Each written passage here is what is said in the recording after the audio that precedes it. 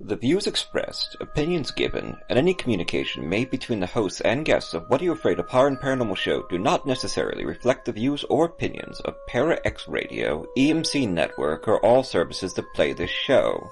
The hosts and services are not responsible for the actions of their guests, and the original rights of all intellectual property is retained by the creator, and all work is used with either permission or Creative Commons license. The show is for entertainment purposes only.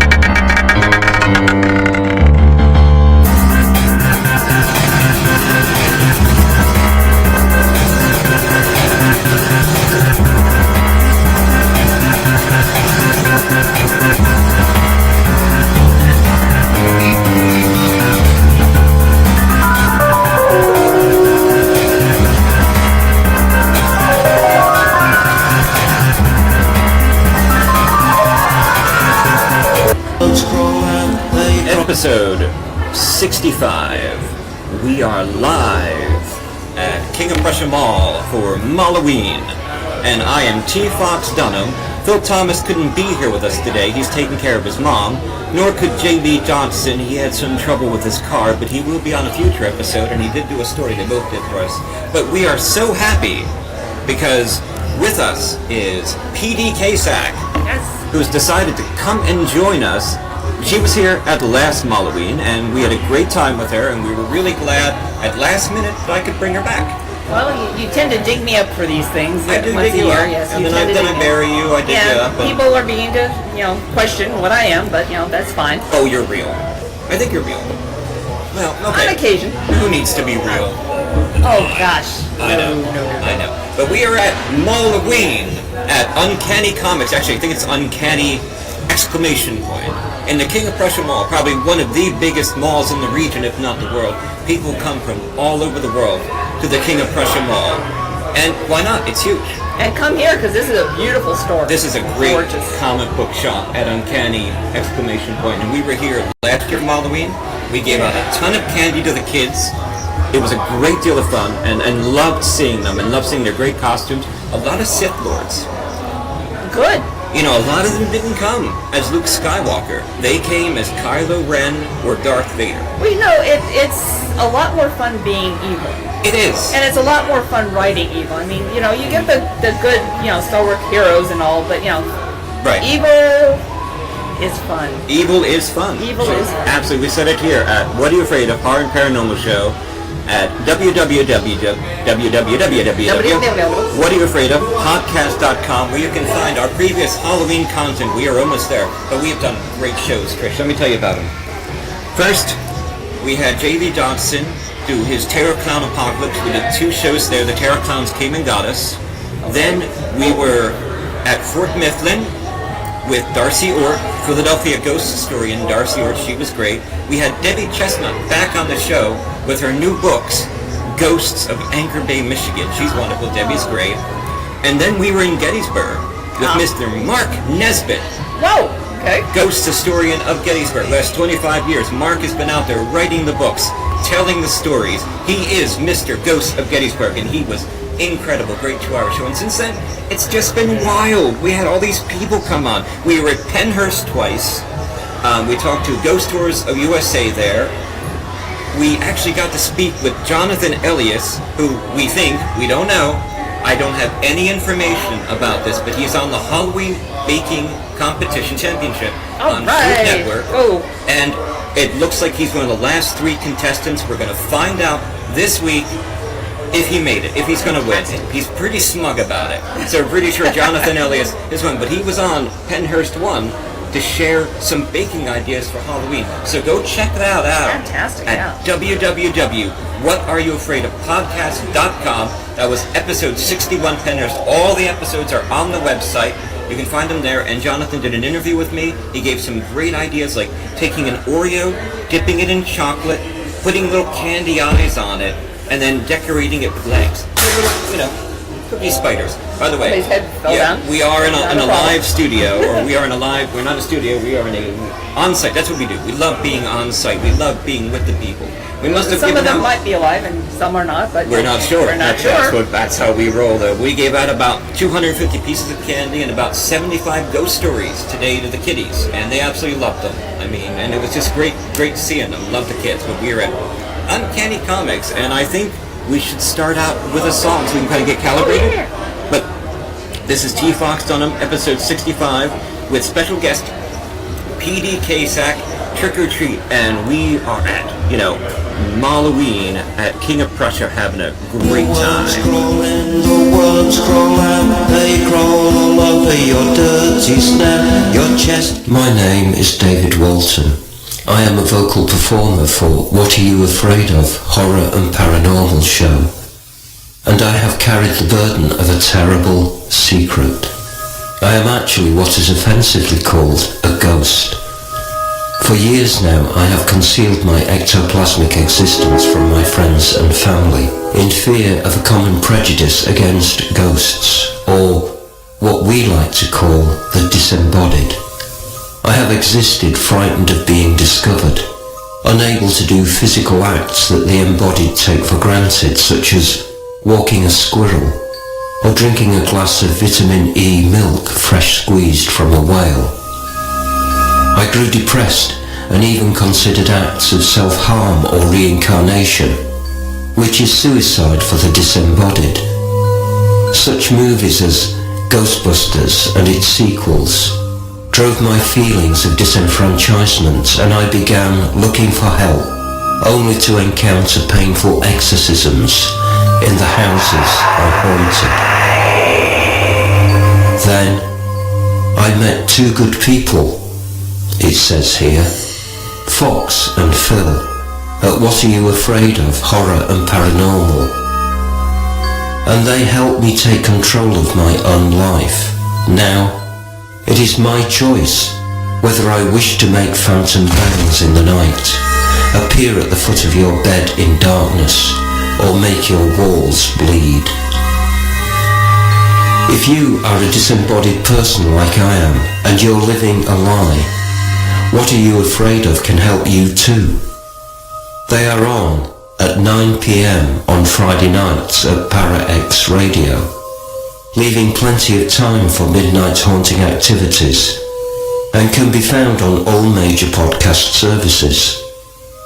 Listen to their paranormal stories, interviews, humorous sketches and horror fiction to know that you are not alone. And if you are a member of the embodied, don't forget, you are only a single heart attack or tumour away from becoming one of us. This is David Walton. See you on the other side, or as I call it, this side. And that is the end of a perfect day.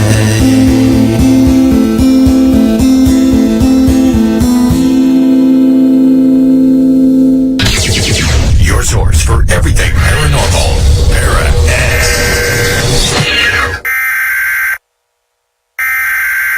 Quality warning. This podcast often records in the field to gather the best in paranormal material. from witnesses. Often, we cannot control the quality of sound in this environment, such as you may hear distortions or perhaps the occasional moaning. But then again, we're not about control, are we? Embrace the chaos.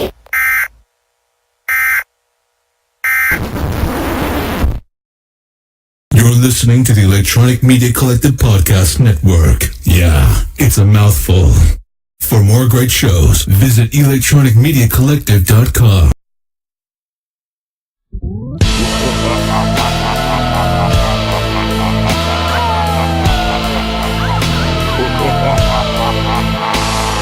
The sun goes down, the moon comes up, and here comes the price. Here comes the price of Halloween night. They're hunting, it's daunting. They carry flashlights. They carry flashlights on this Halloween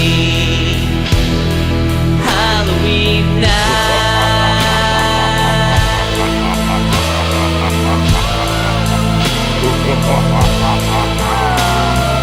If you hear a rapping on your door, prepare yourself for a dreadful fright on Halloween night. Halloween night. Halloween night. Halloween night.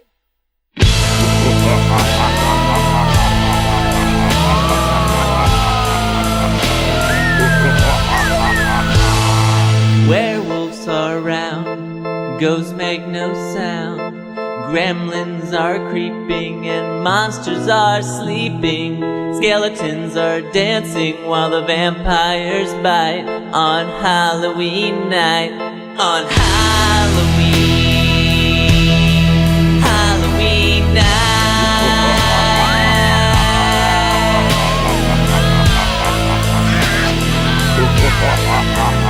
Have you heard a rapping on your door? Oh, it's such a dreadful fright on Halloween night. Halloween night. Halloween night.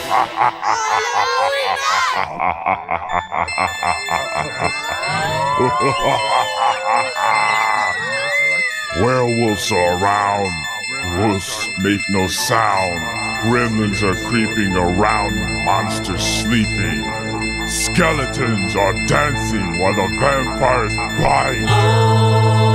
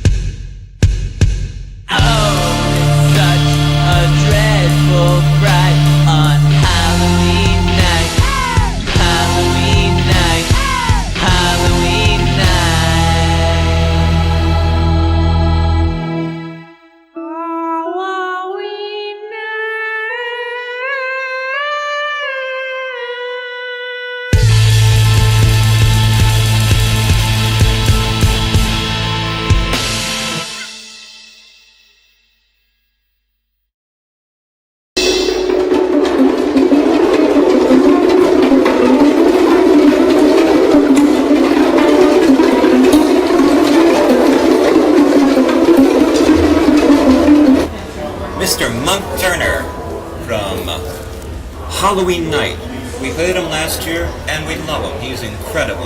Love us getting Mr. Monk Turner on the show. We're probably going to play him every Halloween night.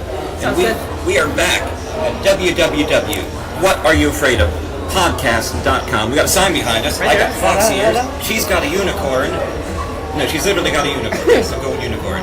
And they're Gold? Yeah. White with it's ghost. purple. I thought it was a ghost unicorn. It's a ghost. Ah. Yes. I got a cappuccino. I got a... She's got her mask. Ow. But episode 65, Trick or Treat with PD Cacek at... Where the heck are we? Uncanny Comics and King of Prussia Mall had a great morning with the kids. And you heard Monk Turner do his Halloween Night. And I love that song. That's what we always open up the show with. We got some great content for you tonight. We're playing part 4 of a story from Daniel Brum. We've got one from J.D. Dodson. Phil Thomas gave us a great Halloween one that just got published. We got a ghost story called Deadlands from a guy that I know called Bill Goff. Happy birthday, Bill. It was the other day I was waiting to get online to say happy birthday, Bill. But, happy birthday, Bill Goff. And he sent it in to us, recorded by David Walton. So how have you been? PD Cacek, we call her Trish. Yes. It's PD Cacek. How you been? I've been good. I've been vulching.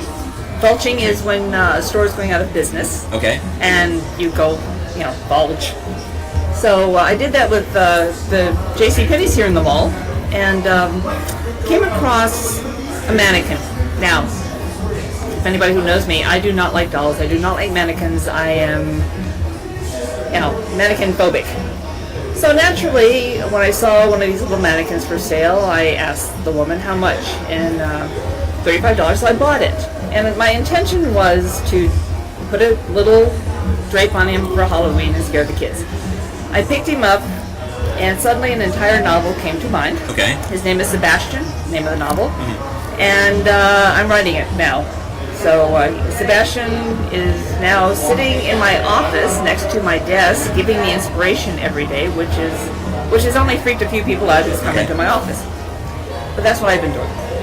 That sounds great. So you've been writing, and some of the books you've published already are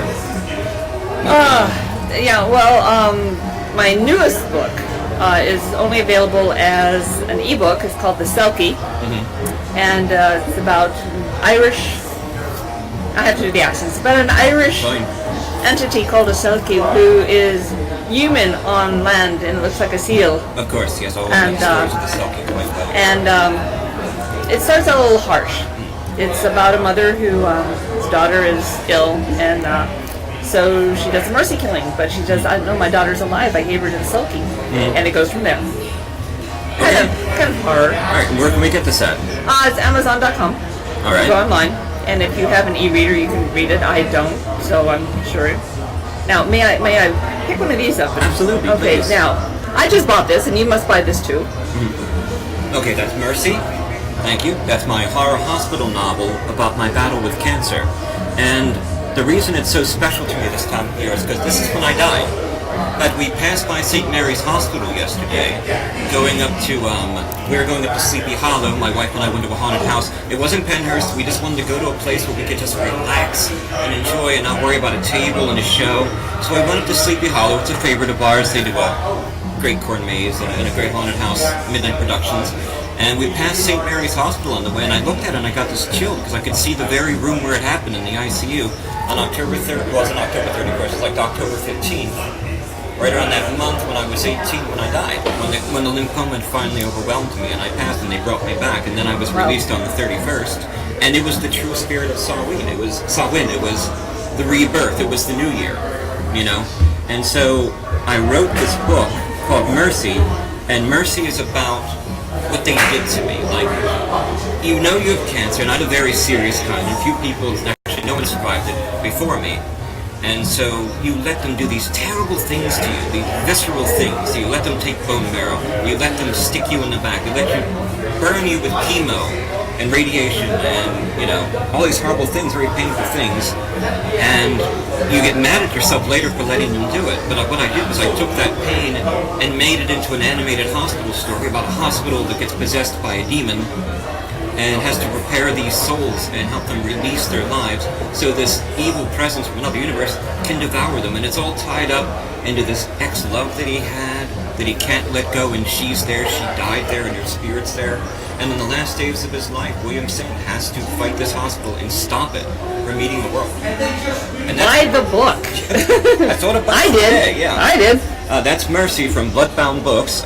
You'll find a reading on it on episode 63, The Haunting of Katrina Weidman, and of course you have commercials for it on every episode. You can find that on Amazon. You can find that on the website at www. All those W's. All the W's. What are you afraid of podcast.com. And of course, Amazon, T-Fox, Dunham, and you know, everywhere evil books are sold to corrupt your dreams. Which, that is what we do. That's what we do. And we love it. That is exactly what we love to do. I mean, it's so much fun. Well, as I was mentioning earlier, evil characters are fun. Evil, very fun. Being scared is fun. And it releases the endorphins and it makes you feel alive. You know, being scared to death. And that's what it's all about. You know, it's about, it's like a roller coaster. Why would you go on a roller coaster? You're being thrown about at 1,000,000 miles an hour with G-forces that are like going up in a rocket, and yet people run to it. It's because the adrenaline, the chemicals, the thrill. And you come out of it alive. You do. And you survive most it. of the time. Yeah, most of the time. Yeah, there are some incidents, but Right. But we are checking our Facebook page, and you can check us out, you know, on the different Facebook pages, and also at the EMC Podcast Network page. You can see the video. And you know, we've actually been able to do it where we can now play the sound over the video. You know, isn't that incredible? Like, we've been trying to do this for a while, and I've been trying different techniques, but it was Randall Silly, the guy who does EMC Podcast Network, who came and showed me how to set this up and trap Sam Broadcaster over video. So now we just turn off the mic and start playing the sound. You can watch it and hang out. We can edit it later. And here we are live at King of Prussia at Malloween. yes. Which is just really a lot of fun. Yes, and Halloween is coming, but what people don't remember is it's All Hallows Eve. It is all, and Samhain, that's what I was saying. Yes, Samhain, but the next day is All Hallows Day. And that is also kind of, everybody passes that. You know, because, oh, well, it's a holy day. Well, it always wasn't. You know, Right. That's when things could and sometimes did happen. Right. And yeah, All Saints Day, that became, you know, of course it was, they took a lot of pagan holidays and made them into Christian holidays because they couldn't get rid of them, so they tried to convert them and mix the traditions. And all they ended up doing was preserving the original traditions. You know, we still celebrate Halloween. We still celebrate Christmas very much like pagans do. And, you know, I said I attend some Quaker meeting, but I'm bombarded hard. And, you know, not only do I love this time of year for all the scary stuff, but I'll also be out there celebrating the new year. Oh, yeah. The old year is turned. Yeah. You know, listening to Lorena McKenna. Yeah. I love Lorena And McKenna. come over to Firebird Festival in Phoenixville, and we will sacrifice a firebird so the sun will shine the next day. Well, what day is that? This year, I'm not too sure, but you can check at PhoenixvilleEvents.com. Okay. Right, okay. PhoenixvilleEvents.com. You tell And, people it's okay. But I think this time of year, we start thinking more about, I mean, there are ghosts all year round. Right. We think about this time because the light changes. It goes from the bright blue to the soft, mellow golden. And the shadows get longer, and the days get shorter. And as animals, we go, okay, we need to go burrow into a nice, warm, safe place because there are things out there. Right. There's something inside of our genetic memory, our little monkey brain going, you know, this is probably a good time to hide. Fox brain. The fox brain, yes. Yes. Right. Right, there you go.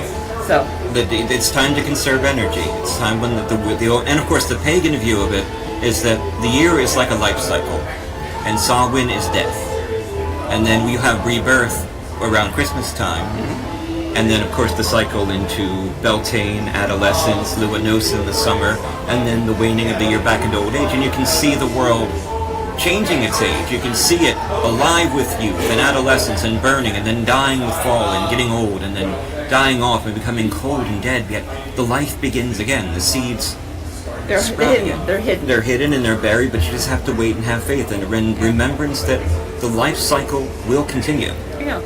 Well, you know, as a legitimate, honest to God, got my AARP card, senior citizen, and even before then, I've always loved autumn. To me, it was never dying. To me, it was life. I would see the colors change. Tick, I can get you a flea collar. No, it's okay. But there you are. But no, autumn is special, and more, you know, just because Halloween. But it is a special. It is a quiet time when you can almost hear things. Right. On That's the true. wind. That's very true. And it's very still, and I love a rainy autumn day. Oh, you'll love tomorrow. Oh, yeah, I know. That's why That's why we're here today, and then tomorrow I'm settling in and I'm baking these pumpkin cookies. I even got these little pumpkin molds. I know. I'm cooking. It's going to be fantastic. I am going to make my award winning because I came in second. Oh, those are award winning. It's a brown sugar apple pie with salted caramel sauce. Salted caramel sauce. I'll send you a recipe. Oh, please do. That sounds amazing. It really is. Oh, we gotta go try that. Yes. Okay, and you know what else is really great for the autumn? Ghost stories. Ghost stories. And we got this one sent in by Bill Goff. It was on the Facebook page. It was just his birthday. Happy birthday, Bill Goff. Happy birthday. This is Deadlands, and this is David Walton reading it. And we are on What Are You Afraid of? Horror and Paranormal Show, on ParaX Radio, on EMC Podcast Network, on all major podcast services, and live video sometimes when we're live and we can get the technology together. And you know what? It's been tough setting it up. We really got it together. This is great. But this is Deadlands. Deadlands, submitted by Bill Goff, Stetson University, DeLand, Florida, and read by David Walton. This ghost story happened to me during my college years at Stetson University in DeLand, Florida. It was during the summer months, and on this particular afternoon, I was helping a friend move to a rental house on one of the side streets in the small town of DeLand. Not surprisingly, we often refer to this town as Deadland, since there was little to do in this small, sleepy college town. The streets here are thickly lined with huge live oak trees on both sides, casting a deep shade onto both houses and the street as well. Spanish moss hangs ominously from the branches of these trees, creating an eerie effect even during the day. Our car was filled to the brim with items to be moved, so we pulled up to the front of the house as close as we could get. My friend grabbed some bags of clothes and went in ahead of me. I was a few minutes behind her, with my arms filled with kitchen items to take into the house. I opened the door myself, as best as one can with both hands full of items, when, quite unexpectedly, I spied something. A figure, actually, seated in a chair located in a long hallway. It slowly stood up and walked down the rest of the way and turned into the dining room. It didn't move fast or slowly, just as if one was moving casually from one room to another. It was a see-through figure, looking quite like a black and white photographic negative. I couldn't tell if it was a man or a woman, but it did have human form and was definitely adult-sized. I stood there for a minute or so trying to make sense of what I had seen. Still stunned, I walked through the dining room, not seeing anything there. I told my friend, who was now back in the kitchen, what I had seen.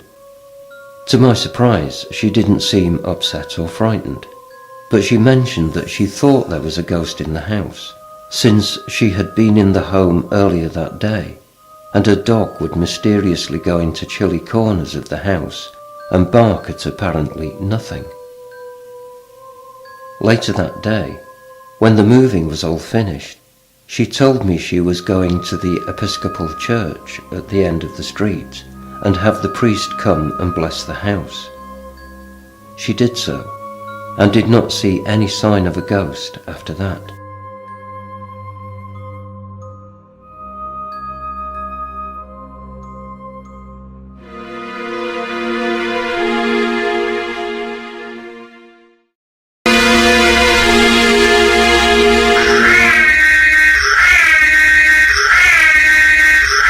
Are you haunted by shadow people in the middle of the night? Do you secretly love all things creepy and spooky, enjoying ghost stories and horror fiction from the best storytellers? Do you have a true ghost experience you want to share, but no one will believe you? If yes, listen to the professionals on What Are You Afraid of? Horror Paranormal Show, Friday nights at 9 p.m. on ParaX Radio and at www.whatayouafraidofpodcast.com. What Are You Afraid of on ParaX? Our creepy and demented hosts are on call to provide you with all your spooky needs with true ghost stories, interviews, indie music, and new horror fiction. We are ready to scare you. Para X. Mercy, a new horror medical thriller from author T. Fox Dunham, published by Bloodbound Books. Based on the author's horrific battle with a rare form of lymphoma that involved intense chemotherapy and radiation, Fox turns the horror of his experience into terror on the page. William Saint is dying of cancer. On most days, death seems like a humane alternative to the treatment. Stricken with fever, William is rushed to Mercy, notorious as a place to send the sickest of the poor and uninsured to be forgotten, and finds the hospital in even worse condition than his previous visit. Willie's memories faded. He grabbed his sack head of the scarecrow, picking up the exposed chicken wire to hold him in. However, the memories fell out of the holes in his face.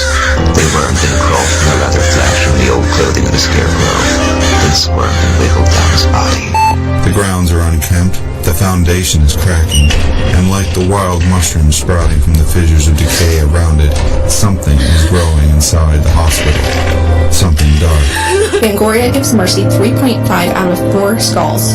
Dunham has channeled his many brushes with the other side into the exquisitely rendered, lyrical, supernatural hospital thriller Mercy. It's feeding on the sickness and sustaining itself on the staff, changing them, and now it wants Willie. Come down, Mr. Saint. Just a little more of that sweet milk. So salty and so good. You won't miss it when we ever do select our delicacies here at Mercy Hospital. Part medical horror, part supernatural suspense, Mercy is a hard-hitting fever dream of a novel. I enjoyed the hell out of it. Tim Wagner, author of The Way of All Flesh and Eat the Night. Available from Amazon, Barnes & Noble, and bookstores everywhere in both print and digital versions. Life is an addiction. Let go. Let it all burn. You're listening to the Electronic Media Collective Podcast Network. Yeah, it's a mouthful. For more great shows, visit electronicmediacollective.com. 4. Returning to the scene of the crime. The California border's west and you're taking me east, Ed said. I'm gonna run out of time. You know where we're going yet? Miss Sugarskull asked. You're not listening to me, are you? They passed a sign for a rest stop and it dawned on Ed. I'm not going there. No way. Or what? Miss Sugarskull said. Nothing. Forget it. He shifted his weight, grabbed the wheel with his left hand, grabbed her hand with his right, fast, as if it held a prison shank coming for him. He pulled hard, expecting the car to turn around. The wheel didn't budge. He squeezed her hand harder. Turn it around, he said. Now, don't make this hard. He couldn't move her hand either. She turned her head, slow, cool as could be, licked her lips. He thought the expression might be a smile. Or maybe hiding that she tasted something sour. No, she said. Fuck this, Ed said. He didn't know what her expression meant, but it unnerved him worse than anything he'd ever seen inside. He let go of her hand, let go of the wheel. He reached for the door and found the handle. He squeezed and shouldered it. It opened. He shifted right and rolled himself out. He hit the soft sand on the side of the road and kept on rolling. He tasted dirt, spread out his arms, his legs, stopped his forward motion and found his way to his knees, then stood and staggered west. Maybe he couldn't make it home by morning, but he could at least cross the state line. The Charger skidded to a halt and swung around in front of him. Ed told himself there was no way he was getting back in, no way she was going to get him arrested, but he found himself walking towards the car. The passenger door opened. He walked over and sat inside against his will. Miss Sugarskull watched him emotionlessly. I know I can't stop you, Ed said. I wish you wouldn't do this.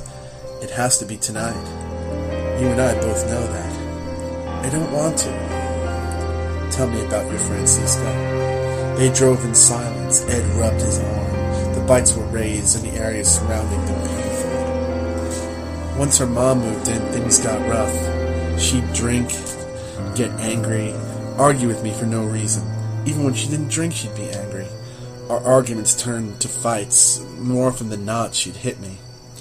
You're a big guy. You took that. It's not about size or strength. It's about the person you love. Flip side of that love, hating you so much to strike you. I thought I deserved it. I thought I wasn't good enough. Fucked up. I know. But you were together for that last job. I never should have took her. I'd never hurt her, but she asked to come along to make sure I didn't back out. I should have said no, but I let her come along anyway. Part of me knew it was my way out. I knew we were over. You have to talk to her one more time. How do you know? My sister and I were out on the strip yesterday afternoon. You live in Vegas? No, we don't live anywhere. But we were drawn to the strip. Drawn? Like hearing a call. This time it was your wife calling us. My wife? My ex-wife? My dead wife? She told me you'd gotten out and your brother was taking you to the Flamingo to help you move on. My wife, really. She's here right now. You'll see her soon. Soon? You don't have a lot of time. I'll make it. I'll be back before my PO knows I jumped the state. We just have to turn around and head west. No, the bite. I know. She licked her lips as a desert creature would. A procession of costumed people walking along the shoulder of the highway caught Ed's attention. Dozens of people in a straight line, all wearing sugar skull makeup. The colors brightened the earthy tones of the desert night. Ed thought he could see the cacti through them, but when he blinked, they were gone. It's just a bite. I'm fine. No, you're not. Miss Sugarskull drove onto the off-ramp for the rest stop. There's something you have to do, she said. Take off your costume. You keep saying that. I'm not wearing one. Miss Sugarskull pulled the Charger onto a spot. The rest stop lot was empty and just as Ed remembered. Desert sand and cacti lined the parking area beneath the huge sign that needed its bulbs changed. Processions of skull-faced people circled the lot, groups and groups of them. Side by side and in lines, they half-walked, half-danced to music Ed could not hear. What's with all the costumes? Ed asked. What do you think?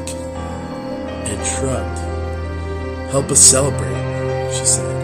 Feel part of something. Honor the dead. None of that makes sense to you? You took yours off back at the motel. Why? I wasn't wearing a costume, she said. Then Ed saw Francisca.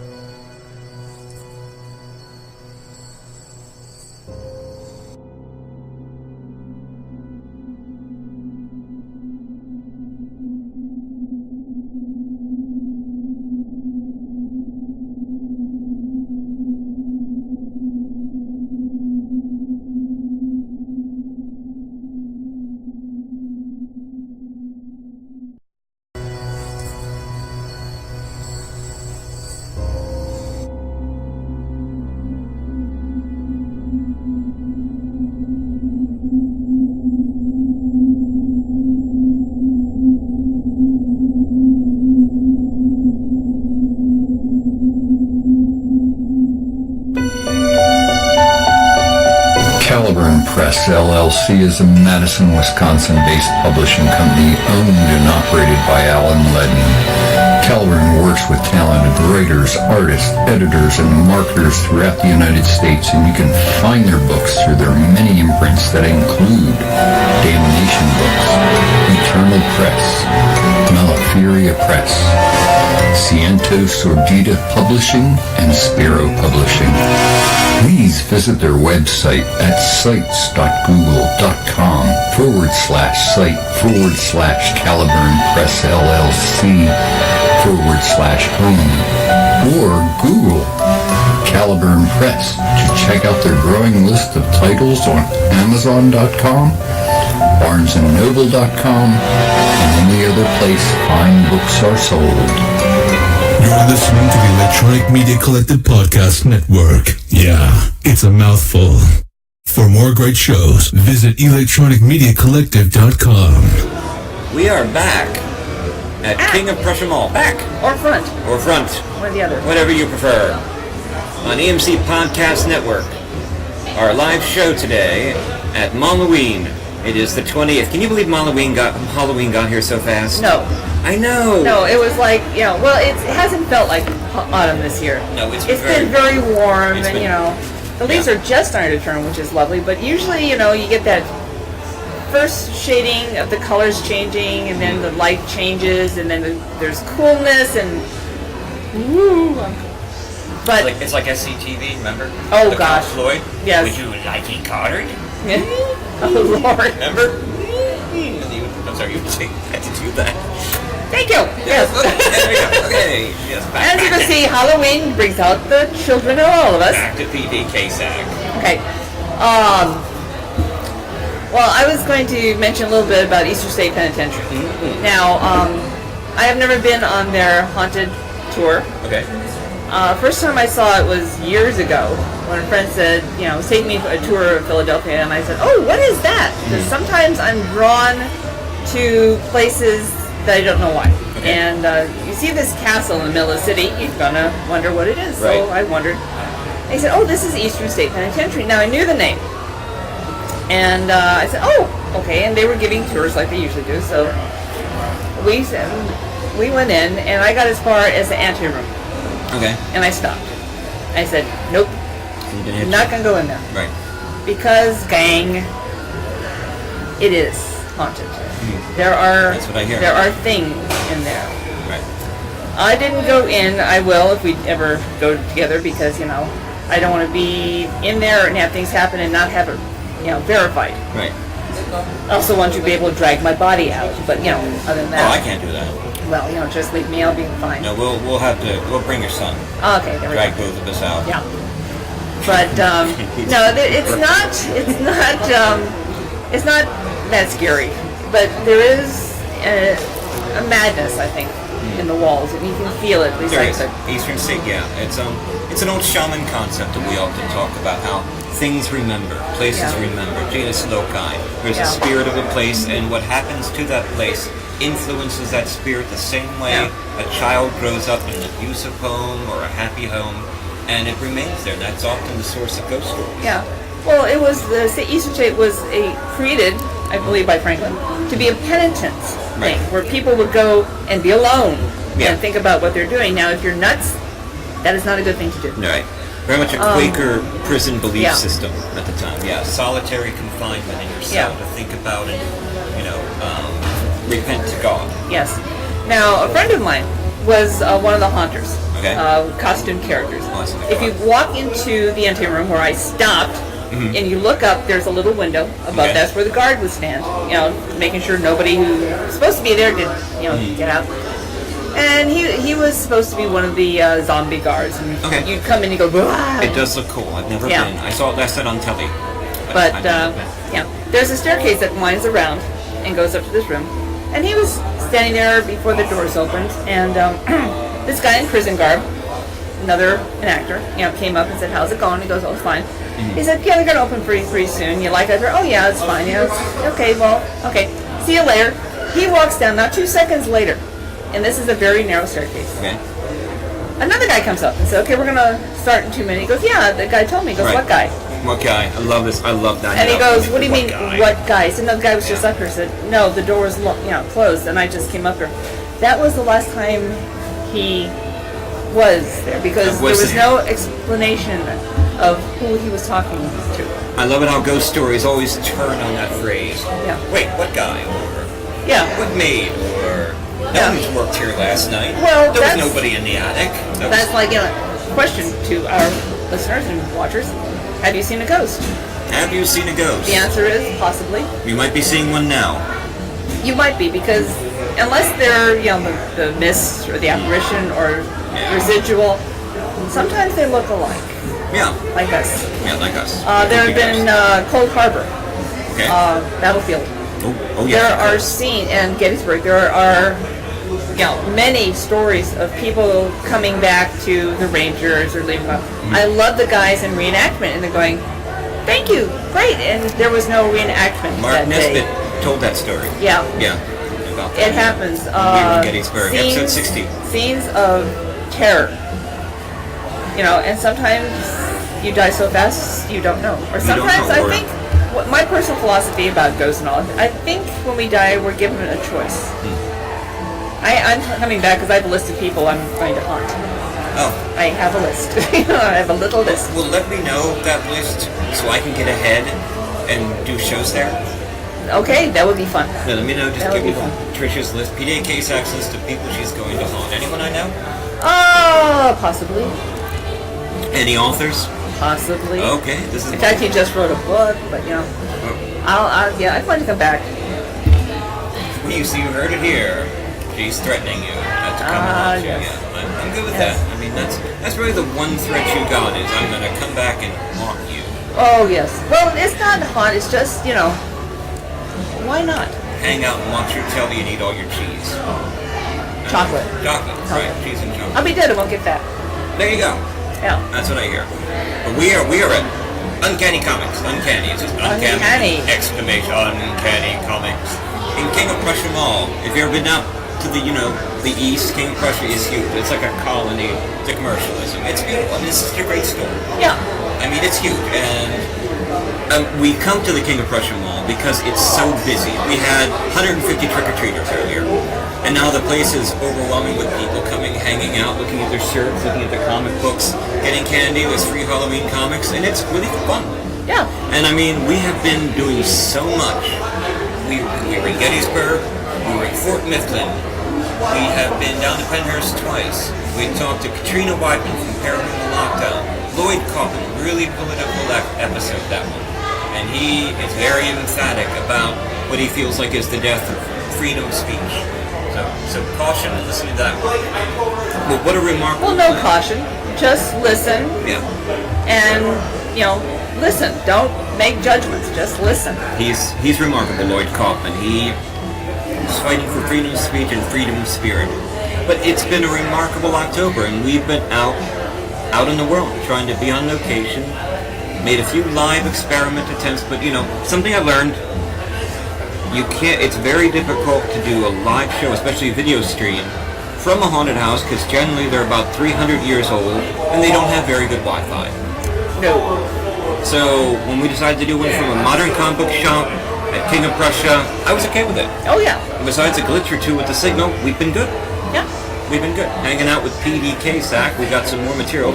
By the way, that was part 5 of Daniel Broom's A Man's Guide to Costumes and the Most Common Ways to Get Arrested. And starting like episode 60, you can hear part 1, and we'll put them all together for you on the website. It's a story of his from the Wish Mechanics, stories of the strange and fantastic, and it's a story set a day after Halloween. So... Yes, do not wear a clown costume the day after Halloween. All right. Unless you tell us so we can get some clown news. Yeah, please. Because we do clown news, not this time, but we don't have any... do you have any clown news, do you know? Any clown sightings? Because our listeners love clown news. We can do a little clown news here. Not real. My mannequin is going as a clown for Halloween. Don't ask.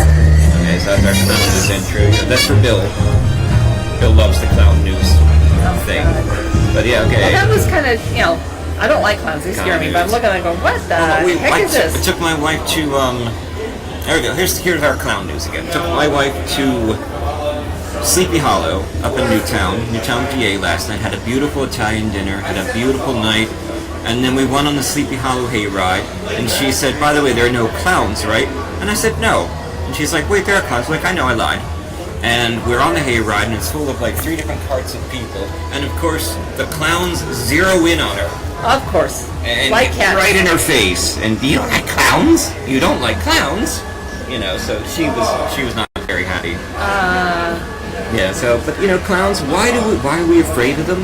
Because I think there's so much of the brain that is designed to read the human face as truth and the emotion that when it's covered with makeup, we see deception.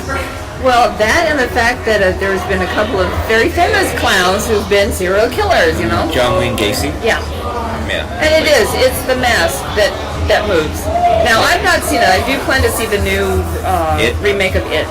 And that whole family's very, wonderful actors. But the look on his face, I mean, I saw it and went, okay, there's a nightmare waiting to happen. But Tim Curry, I love Tim Curry. He was wonderful. I still have to see Rocky Horror. Oh. That's one of my Halloween traditions. Oh, yeah, that is. is. I was going to say, you've never seen it? Oh, no, I've seen it. I mean, I'd have to see it this week. Oh, yes. Before it gets... But, but it was Tim Curry. He was very good. Hello. Hi, we're doing a live podcast about ghosts. Welcome back, guys.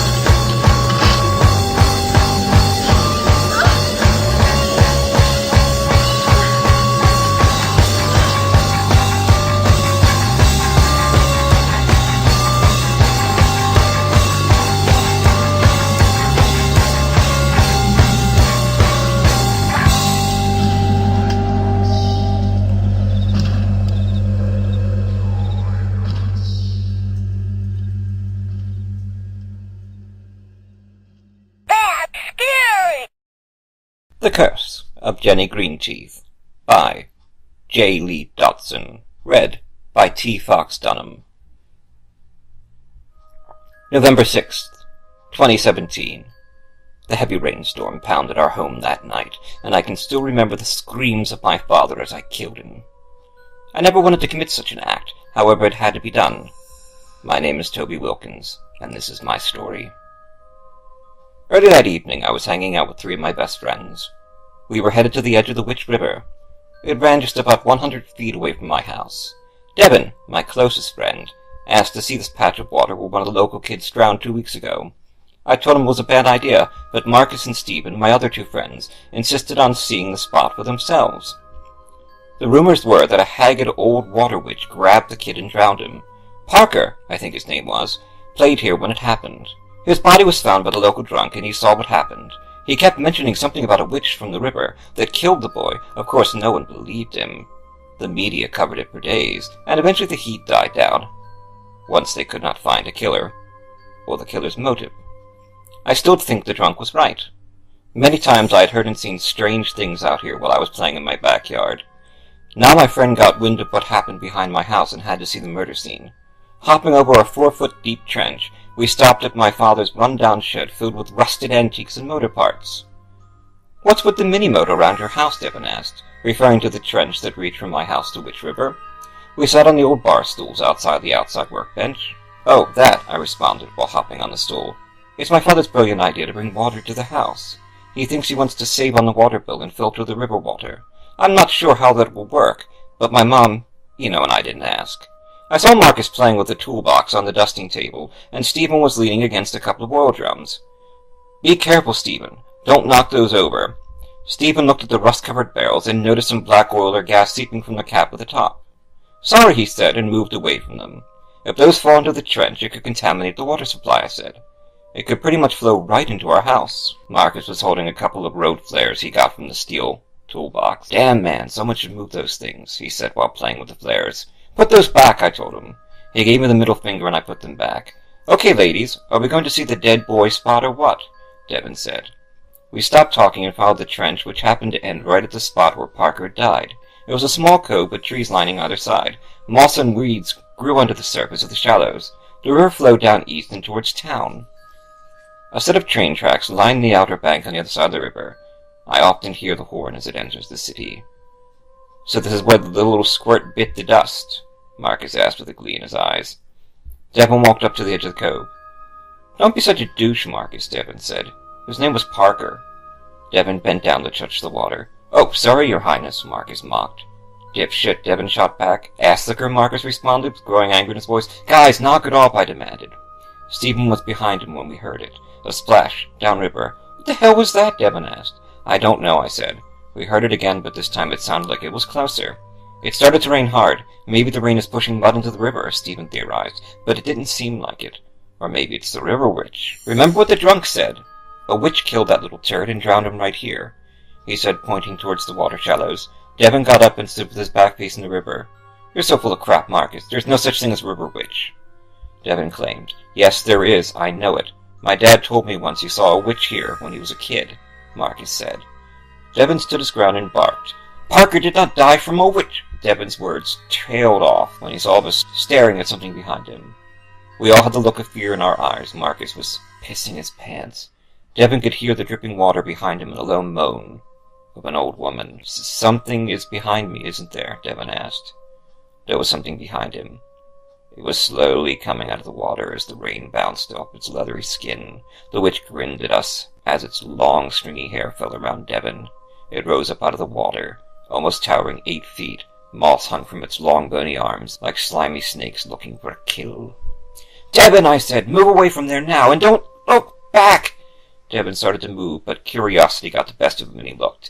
That was a mistake. The witch grabbed Devin by his ankles. The witch hung him 8 feet in the air. Devin screamed to be let go. The dirty old witch just laughed in his face with dirty-looking green teeth and slammed Devin's body down hard into the shallows. The water splashed across the faces of Marcus and Stephen as well as mine. I wiped the dirty water from my face to see the witch pull Devin's lifeless body under the water with her. Shock ran through us as we stood transfixed, watching our friend die in front of us. The water was now flowing down the trench towards my house. "Let's get out of here!" Marcus finally screamed, breaking the silence. Stephen and Marcus and I scrambled to the top of the embankment while mud was sliding out from under our feet. "I can't believe I just saw my best friend killed by the river witch. A real witch!" We ran along the trench back to my house. I was screaming for my father. He came running out with a shotgun in hand. "What's going on, Toby?" my father yelled back. The rain almost drowned out his voice. "A witch! A witch!" I yelled to my father while my heart was beating in my throat. Dad opened the door and waved us in. The rain poured from our soaked clothing. "What happened, Toby?" my father asked again, with his hand on my shoulder. I told him my friends wanted to see where Parker had died, and to prove there was no witch. But there is a witch, and it got Devin. Dad just looked at the three of us and walked away. "You are saying the witch only got one of you?" my father asked with a weird tone in his voice. Yeah, we need to call the cops, Marcus added. Stephen walked up and tugged on my father's shirt. Mr. Wilkins, we can't just stand here. We have to do something. My father turned away from us. He placed his hand on his head and said, Yes, you're right. I have to do something. Blood splattered across my face as I saw the butt of a shotgun slam into the jaw of Stephen. He dropped like a rock at the feet of my father, who was grinning ear to ear. Dad, why did you do that? I screamed, confused with what I was seeing. Damn, your dad just killed Stephen, Marcus yelled. My chest heaved heavy as I was trying to catch my breath. Mom! I realized I did not see her. Where's Mom? I asked Dad again with more conviction. Dad opened the front door. The rain had slowed down. Your mom is resting with God now, son. He pulled Stephen's body out of the door and threw him on the porch. And soon you will all be as well. I backed up as I saw the witch slithering along the water-filled trench. I soon realized it was the way for the witch to get to the house easier. You see, my son, my father continued, I made a deal with the river witch. If I kill my family tonight and give her others, she will grant me eternal life. I watched as my father's evil smile got bigger. I started with the Parker boy. I turned away in disgust. I looked out at the door to see the witch reach out with her waterlogged arms and take hold of Stephen. Her jaw opened like a snake, and I saw Stephen's body wiggle its way down her gullet in one bite. Fearing I was next, I backed up. Marcus was nowhere to be seen. I think he took off. You will get the rest, Jenny, my father said to the evil witch now standing on our porch. My father looked at me. You see, Toby, the last one to live tonight gets to be immortal, and I plan on living forever. Just then Marcus came running out of the dining room with a fireplace poker in his hands. With all his force, he jammed the poker in the middle of my father's back. He let out a terrible scream. My father swung the shotgun around and Marcus ducked. He ran over and stood in front of me. The witch made its way and grabbed hold of the poker and ripped it from its back. Blood splashed across the family portrait of my mom, Dad, and I hanging on the wall. Damn it, Green Teeth, that hurt! Dad took aim at Marcus. You die next, he fired. The torn body of Marcus flew past me. His face was completely gone. I saw one of these road flares in his overalls sticking out. Marcus must have stole one. Good thing I quickly grabbed the stick and lit it on fire. It sparked to life, filling the room with a warm orange glow. I saw the witch coming towards me.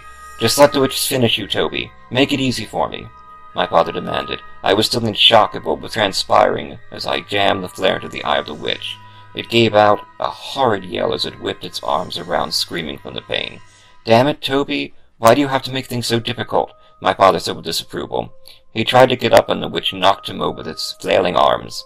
My father was out cold. I ran for the front door. I turned to see the witch and finally pulled the flare from her eye and was now on the prow. I ran along the trench and got to the shed. I looked around for a weapon when I remembered the drums of oil. I opened the caps and knocked the two of them onto the trench. It quickly flowed along the river, heading towards the house. I saw it flow around the witch, also as she made her way to me. I took the flare out from the toolbox and sparked it to life. The orange glow flooded the shed. The witch was closer now. This ends tonight, witch, I said, and threw the flare into the trench. It caught fire immediately and raced towards my house. The house started to blaze, filling the night sky with the color of hell. I saw my father leaning in the doorway of the house. The fire covered him, and he screamed in pain while falling back inside. The witch rushed past me in a hurry, almost knocking me over, and jumped back in the river. I watched as my house burned to ashes that night. Everything I had was gone. I will never forget that night. I will never forget what my father had done to me. It's now 100 years later, and I must kill my newest family to stay alive. Jenny Greenteeth demands it.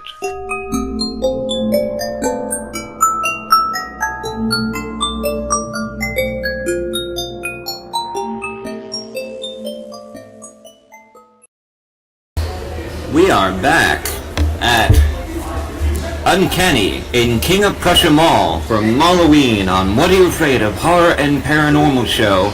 We have been with P.D. Cacek, who's sitting in for Phil Thomas, who's taking care of his mom today.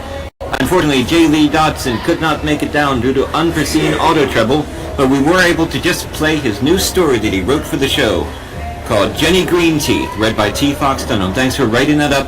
Wonderful Halloween story. Great little traditional kids Halloween twist at the end, so fun little town. I'm sure we'll find a publisher for that. And that is on episode 65, Trick or Treat, live on video from King of Prussia Mall at Uncanny on What Are You Afraid of? Horror and Paranormal Show at www.whatareyoufraidofpodcast.com, where you can find all our previous episodes, including the stuff we've been doing for October, the amazing stuff. We've been in Gettysburg with Mark Nesbitt. We've been at Fort Mifflin. We did a great show with Katrina Weidman from Paranormal Lockdown, Lloyd Kaufman from Traumaville, Trauma Entertainment, and a wonderful show with Jonathan Elias who is going to win, we know it, the Halloween Baking Championship competition on Food Network, where he's going to bring it in this Tuesday. He comes on and gives us some great ideas. But like I said, you want to hear the previous shows, get a little spooky on www.whatareyoufraidofpodcast.com. And now we are sitting down with some wonderful authors, local authors and artists who are here signing books today. And I know one of them. I'm just meeting on the first time today. And you are? T. Perrin Mitchell. I'm the writer and publisher of the Chronicles of the Tal Nar. We just released our second issue a few months ago. Okay. And so it's your second one's out now. See, I didn't know that. I knew the first one was coming out. We were just last here. Yeah. We've I work with an artist named Kelsey Jewell. All the art is pen and ink with watercolor on top. And so we're not the quickest book in the world because watercolor takes a little while to dry. As long as it's not live. No. So it takes a little while to get a book out, but issue 2 just came out, and we're shooting for issue 3 towards the end of the spring. I'm putting the finishing touches on the script now, and Kelsey will start in on the art at the beginning of the year. Well, that sounds incredible. Thank you. It's going well for you? It is. Yeah, I have a lot of projects that are kind of in the air right now, and actually I'm working on a short story collection. Might be interested to your listeners because I have a ghost story in there. Oh, what kind of ghost story is it? It's kind of a twist on a ghost story where there's a couple in this house, and these ghosts can only communicate through moving stuff and really in a threatening way. But it turns out that they're maybe not exactly what they seem. I don't want to give too much of away. That's fine. But it's and I like it a lot because I'm playing with the form of the comic, and I'm doing some things in it that you can only do in a comic book. So playing around with panel structure and that sort of thing. So I'm really excited. And Lauren, the artist that I'm working with on that project, she did a fantastic job. And my hope is that at the very beginning of the year, that'll be running a Kickstarter for it to get put out. I just have to. Everything's written. I just need to find the right artists for the other stories that are going to be in there. Now, where can you find your work at? All my work can be found at tal-nar.com, so that's tal-nor.com. Okay. And so that's where all my work lives, and because that's my main book is the Chronicles of the Tal Nar. Right. We got a wonderful background sound for this creepy song. I know, I love it. It's nice this came on. I love the Halloween scary music. We got Malloween. It's Uncanny and King of Prussia. It's been great. Yeah, thank you so much for having me on. Absolutely. And you are? Come on up. Here, we'll switch. We'll swap.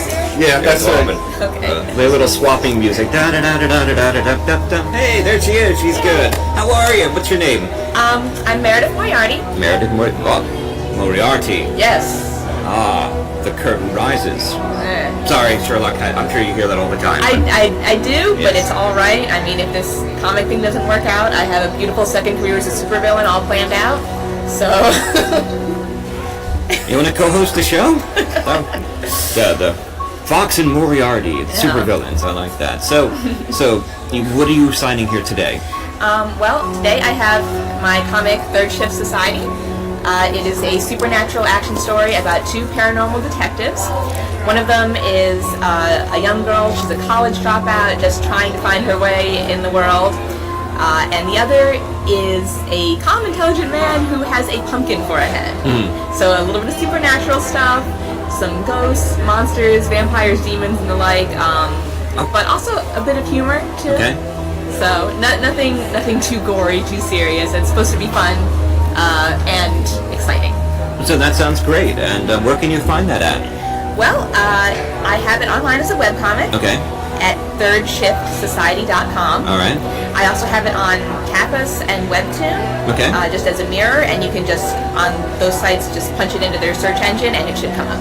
Right. And what we'll do is at the website at www.whatareyoufraidofpodcast.com, when we do the episode page for episode 65, Trick or Treat here at Uncanny Comics, we will make sure there are links up for you guys' work, so they can go to our website too and link in to find your work. Beautiful. That's what we do. We're out here to support indie artists. That's kind of why we started doing this. And we got one more person to talk to who is responsible for this. So I'm bring this up here. Beautiful looking book. Coming out now. This is 5 Deals, 1 Devil. Looks like you've got some great local authors in it. I love the cover. You kind of get that in there. Ooh, the cover. So tell us about that. And you are? I am R. Lawrence McPhee. Okay. I am actually the general manager of Uncanny Locations. We have 3 locations: King of Prussia Mall, Plymouth Meeting Mall, and in the Montgomery Mall. Right. Let's see. 5 Deals, 1 Devil. Essentially came about because there's a bunch of us, frustrated writers, artists, and decided to take that frustration and work in the short form. So we created an anthology, and I came up with the idea of, okay, like everybody give me 5 to 10 pages of a script about a deal with the devil. Okay. The purpose to creating like this type of anthology is simply to have one continuing story, even though you're getting different vignettes of that story. So the central character in all the stories would be the devil, but you get everybody's take on it. And what we got back was some really brilliant stories written by Steve Petrovelli, J.D. Carreco, Jim Hershey, Rob Patey, some excellent art by Sean Dillon, Mike Pouch. Crud, I'm missing a bunch of people. Christy Vanderzee, another writer, Benton Fight. These guys just came in and knocked it out of the park. Right, as they often do. Yeah, so it was like that's some pretty amazing stories. It's a different take on Deal with the Devil stories. Yeah. And you got like different things. Like we all did something to show that it's fun. Yeah, it sounds like you've got a good variety in there. And you can get this where? You can actually get this at Uncanny. Issues will be in store October 30th. Okay. So you can pick it up. It's a great anthology, support local talent. Right, definitely, always. And we're working on a project for 2018. We're going to keep these anthologies rolling. The next one's going to be called Paradox. Oh, wow. It's going to be based on time travel. So it's a story. So if you're a writer and you want to do a story that basically the central character is either be going forward or backward in time to do or say something to themselves, thus creating a paradox. Right, and that sounds like a great idea for a graphic novel. Sounds like a lot of fun. Yeah. Well, thank you guys for being on the show. Thanks for having us here, too. Thank you for having us. Sure, there'll be links up on the website for their work at www.whatareyoufraidofpodcast.com and check out our October content. And we do scary all year round. But this is just when we do scary and can feel normal. You know what I mean? It's kind of hard. It's the only time of year that we can do scary and not be arrested for it. You know, a couple more days, they'll be hunting us down again. But thanks for being on the show. Thanks for having us. Appreciate it.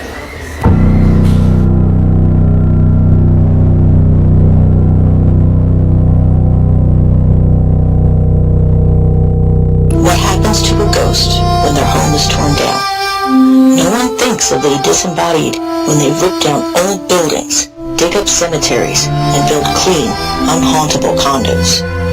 Every year, hundreds of spirits are driven out of their own haunts by the careless living to exist alone with no one to scare. At Para-X Radio, our hosts feel the plight of these evicted disembodied, and we're reaching out to you to please open your heart to one of these lost souls, such as the ghost soldier of the General Wayne Inn or the abandoned spirit cat of Benjamin Rush.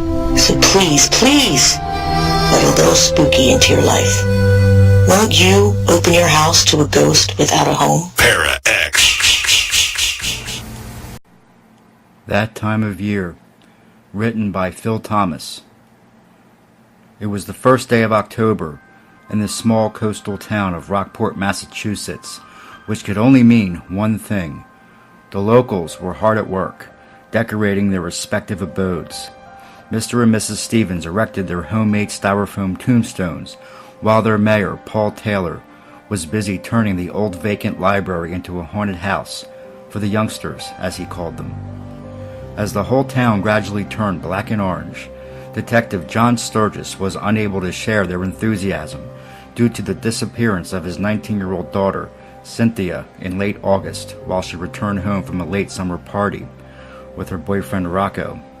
Sturgis always despised him and immediately placed blame on the delinquent by throwing him to the top of his suspects list.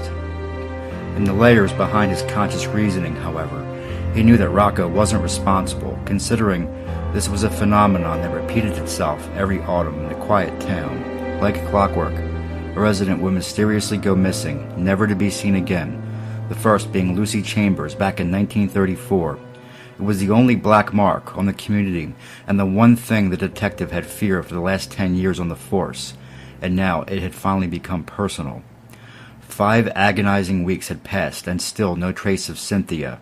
If the past were any indication, those weeks would almost certainly turn into years, and his daughter would be just another victim on the long-growing list of statistics. As time slipped on, it had become more difficult to function daily, so he took a leave of absence from the force in order to care for Cynthia's mother, who had suffered a full nervous breakdown after the first week, but he still continued his investigation with outright desperation. On the second day of the month, Sturgis was returning home from his morning coffee run and passed the spacious property of Mr. Pritchard, who had already unboxed all of his Halloween decorations and prepared his property 2 weeks prior for his favorite holiday. He had started with the interior before moving outside to his front lawn, where he established himself as the town's most elaborate decorator, with scaled life-size replicas of zombies, ghosts, mummies, and scarecrows, each with a disturbing depiction of torture or mutilation. Some of the creatures were carefully seated in vintage rocking chairs, while others hung from nooses or secured in padlocked stocks. It was an annual occurrence that started shortly after the old man had lost his wife to the scourge known as cancer, but every year since her departure, the town's residents could look forward to a new addition to his collection, which equated to an appropriate 33 pieces displayed behind his secured wrought iron fence, one decoration for each year that had passed. The detective wasn't sure what had made him pull his car over to the side of the road this particular day to soak in the creepy atmosphere. It might have been fate or a near silent whisper, but as he left his car and walked to the front gate, a familiar sight caught his eye on the life-size emerald witch that hung by a noose from Pritchard's tree. On the woman's left wrist was an ornate tattoo of a black cat and the number 13 below it, the same tattoo his daughter had acquired earlier that spring. As Sturgis entered the property and approached the witch, his skin goosebumped at the realization that the arm was not made of plaster or fabric, but human skin. While sweat beaded on his forehead, he carefully pulled back the pointed nylon hat and lifted the rubber mask, laying his eyes upon the lifeless face of Cynthia. As he jumped back and assessed the other decorations on the lawn, he'd immediately concluded that these were the same folks that had delivered his mail, waited on him at the local supermarket, or fine-tuned his vehicle during annual inspections. They'd become a part of the twisted old man's permanent collection. He gingerly unmasked a tall ghost and scarecrow that were seated on a wooden bench, the familiar preserved faces of Bob and Donna Riley, slamming him like a steel girder as their unnatural grins and clouded sapphire eyes glared back at him. As he impulsively reached for his sidearm, catching dead air, a resounding click rang out behind him. The officer spun and noticed Pritchard securing a padlock on the iron fence. Sturgis called for help as the old man started towards him, whilst grasping his long outstretched syringe. "What have you seen?" he asked in a glassy tone. The detective's pleas fell on deaf ears, however. As he swept past the old man and reached for the padlock, he felt a sting on the nape of his neck. He turned and the needle caught him again, this time on his left shoulder. As he made a desperate struggle against the thin, pointed instrument of death, his world gradually fell to dusk. The detective's car was found abandoned 3 days later in a wooded area off of Route 9, and he was never seen again.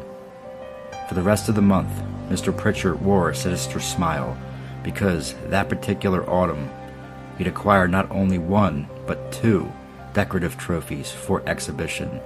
He displayed them together. You can read the published version of that story on www.drunkenpenwriting.com. On the front page, just scroll down and look for that time of year, and also check out the interview with me and Drunken Pen Writing.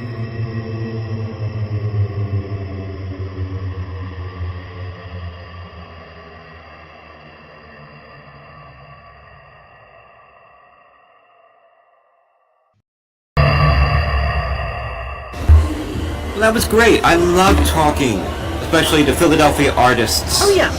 and performers and writers. Well, there are so many people out there, so many stars that need to be discovered, and Yeah. it's the joy of reading other Right. authors. I love that. Right, and it's amazing how many haven't found that break yet. Like, do you remember what it was like being published for the first time by an actual publisher? Yes. And that thrill? Yeah. And the belief I that you went had out and made took it? my cash check, cashed my check, and I went out and got a McDonald's. See, It wasn't much, but That's a very important distinction, is that she got a check. I got a check. Because there are a lot of publishers Yes. out there that don't pay you. They say it's credit and people pay you, but she got the check. I got the That's check. official. And it's the check, not the account, not the PayPal. I'm older than dirt, so I got checks. You are not. I was just thinking, you and- look exactly the same as last year. Well, that's why you dig me up once a year. That's We why. dig her up. We keep her in a cryogenic Yes. freezer. And in dog years, I'm dead. So anyway. She's dog years. She's dead. Yeah. My wife has gone to find a taco somewhere. So okay. We're starting to wind things down here at the King of Prussia Mall for Malloween. It's been great. It's been fun. It's been great. Sold a bunch of books. Sold a bunch of copies of Yeah. Mercy. Yeah. And speaking of books, you're in an anthology. You want to I actually edited an anthology. you? Edited with Laura Hickman. Mhm. It's from, and of course, being the idiot I am, I forgot to bring it with me. But it's if you like ghost stories. Okay. It's called Now I Lay Me Down to Sleep. Yes. They are stories that get under your skin by known authors like Jack Ketchum, Yeah. Chris Golden, James Yeah. Moore, and new authors. We've got a couple authors. This is their very first sale. Okay. This is the charity anthology for the Jimmy Fund. Okay. I'm familiar with them. Yes, it is a childhood cancer society. I did something with Laurie Michelle and Max Booth. Yeah. Who did it because her son has Yeah. cancer. We did a story. But all proceeds go directly to the Jimmy Fund, so you can find it online. Amazon.com, Nikon Books. Go to www.nikonpublishing.com or whatever. Yeah. Now I Lay Me Down to Sleep, and I guarantee at least one of those stories you'll remember for a long, long time. And I won't say which one because it'll all be different. And we're doing great, thanks. That's the staff here at Uncanny. Uncanny. Yeah. Have any ghost stories? No. Have you seen a ghost? Saw ghosts? Have you? In real life, not yet. Not yet. Okay. Izzy doesn't know. Or that maybe you have, but you don't know. Oh, they're probably, well, a ghost is probably where they hide me. Right. Who knows? That's true. You never know. See, that's what happens. You talk to people. We're in a We're live live. setting. We're live We are today. live. Yeah, We're we're live live. at King of Prussia. That's the fun about being live is you never know what's going to happen. Yeah. I mean, and we've had some problems with live. We've had a lot of bugs to work out. We had a lot of problems at Penhurst with their stream and their feed, and we've had problems in Gettysburg. But otherwise, you come through it, and you sort of, I am a producer. That's what I've discovered. I'm a host here, but I'm more of a producer than anything else. And I've learned what a producer has to do is improvise. It means you hit a problem, you still have a show to do. And you got to do it, and you got to figure out a way to come up with a way to solve the problem. We owe about 3 episodes a month to Para X Radio, about an hour episode, and that's sort of where my cue is. And it's just I've been working so hard to get the show going because I'm not able to go to a lot of the conventions. My health doesn't allow it. Allison started grad school. Oh Lord. At UNC. Okay, yeah, no, you're home. Yeah, You're home. that's the priority. Yeah. She's studying to be an accountant. It's a grad program, so that's where the money's going. I can't spend the money for a hotel and to fly out to California. I'm going to try to hit some, but I really can't network, and I hate to say it. This is very much also. I mean, it would be nice if we lived in a world, and I hate this is the honest truth, where publishers pick you for the merit of your work, but they don't. They also pick you. I'm so glad you said that. Yeah, there it is. Yes, if you are, a video star, Kardashian. Yeah. I've always thought it's the work that counts. I have authors, that I love. Yeah. But, it's the work, it's not, so-and-so was on, iPod, this, and, it's like, great, can you write? Right. Yeah. Exactly. And I've seen incredible work. This man can write. Oh, well, thank you. Who's that? I don't know. Oh, Dude. some has been. Yeah. No with Bloodbound books. Something with, a fox in the name. Yeah, Bloodbound Books has actually stayed in. I mean, we have lost so many publishers in the last 2 years. Yeah. They're dropping like flies. And Sawin went away. Sawin went Leisure away. went away. Well, the guy from Sawin, didn't he just go over to Flame Tree? Yes, he did. Okay, so that stopped. Don Doria. Don Doria, right. And we lost Sawin. Dark Regions went under, didn't they? Yeah. Dark Regions? No, it was, Dark Fuse. Dark Fuse. Because Sorry, Dark Region, I think, is still kind of kicking on there. Yeah, Dark Fuse went under, and they really took off a lot of people. Like, there were people who sold books and never got a royalty statement. Her stomach's upset. She needs somebody. Yeah, but it's true, and I hate to say it that and I had to start a show because it was the only way I could keep my face and my name current to start getting invited back into anthologies and to start getting recognized and start having a CV. Because once I stopped being able to be a part of that social world, Oh, I know. you get forgotten about. I'm a Luddite, and Yeah. I've taken off a lot of writing time for short stories, which I used to just write short stories to write novels. So, hi, I'm P.D. Cacek. Invite me to your anthology. Yeah, please. I work cheap, obviously. And she's good. She's more than just an author. She lives what she does. She is Miss Ghost Story. She loves Ghost Stories of New Hope. She's out there in Phoenixville. She's a great personality to have, and we'll be doing more with her in the future. And we'll be getting some ghost hunts set up now that we actually have some credibility. It's just, that's something else we were talking about, was like, okay, so we want to set up a ghost hunt, and every place that I've looked at that might be good for us to really get working at, like, an initial ghost hunt at like something like Penrith or something, it's $1,500 a night. Who does that? If you are independently wealthy and you have your own crew, that's fantastic. We don't. No, we don't. But it's almost like, being a writer now, starting out, we have the love, we have the life, we want to do this. Right. So what we're going to do, we're going to do it somehow. We are going to do it. Yeah, what I'm going to try to do is, and I've been talking to some groups about this, is the term reporters use in war. We want to embed ourselves into active, because it's going to be very difficult to build a paranormal investigation group up from scratch without the equipment, without the experienced people, without the credibility, because let me tell you something, and I've discovered this like doing promotional work, and that's in PA alone, there's 1,000 paranormal groups. Yeah. And 75% of them, I'm sorry to say, they're not very stable. Well, no, it's like, and I hate to say this, writers, but if it's a startup publishing house, you go in there with hope and joy, and it's hard. Right. It is hard to publish. It is hard to get published, but it's hard to publish and maintain it, and after a bit, you just lose heart. And then that's something that is the pattern in indie publishing, is people start a publishing house, and half the time it's an author who's not getting published very well and wants to control their career, so they start a publisher, and they'll bring in other authors to sort of give them credibility. I'm sure you've seen that. But even then, people who don't want to do that, who want to start a publisher as a small business, to sort of follow their dream, they start, and then the reality hits them. That publishing isn't about good writing, it's about good salesmanship. Yeah, unfortunately, with authors, it's the same thing. It's salesmanship, and you self-promote, but you have to have something to promote. Yeah. Not just you. You have to have something that goes, look, I can write. But just learning how to self-promote is so difficult. I mean, and what are you going to do? Most people go onto Facebook and tweet their book 50 times a day, and it's like, people, you have to have more than that, and that's why we started the show.